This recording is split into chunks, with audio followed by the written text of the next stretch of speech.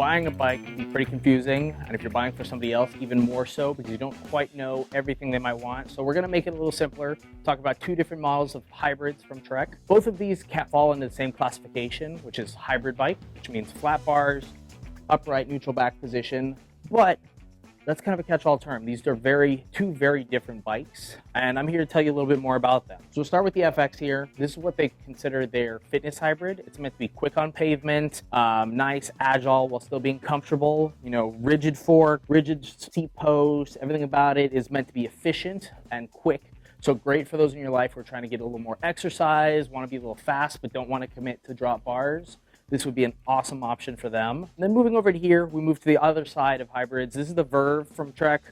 This is what they'd consider their kind of comfort hybrid. This is meant to be nice and comfy while still being efficient, while still being a great bike. And they do that in a few ways. You get wider tires, which give you a little more cornering grip, a little more confidence as you ride, but also a little more comfort. The handlebars here are fully adjustable in terms of the position they're at. So you can make yourself sit a little more upright, or if you want a little more speed, you can make yourself a little lower. And you can really tailor it to the rider and get them in the exact position they want to be in, which is really nice. The seat post here has a little bit of suspension. So as you're riding, it gives you a little bit more cushion. It also comes with a nice wide gel seat as well. So this bike is meant for the person in your life who wants to ride, but is really going to prioritize comfort over anything else. Whereas the FX here is going to be for the person who wants to ride, but wants to get a little more fitness, wants a little more speed, but doesn't want to go full on drop bar road bike. The Verve is going to be slightly heavier. This one I'm going to guess is going to be around 26, 27 pounds, whereas the FX is going to be closer to 25. So it's not a huge difference, but because this one's a little more minimalist, it will be a little bit lighter. But neither one is extraordinarily heavy. They're both very maneuverable and versatile bikes.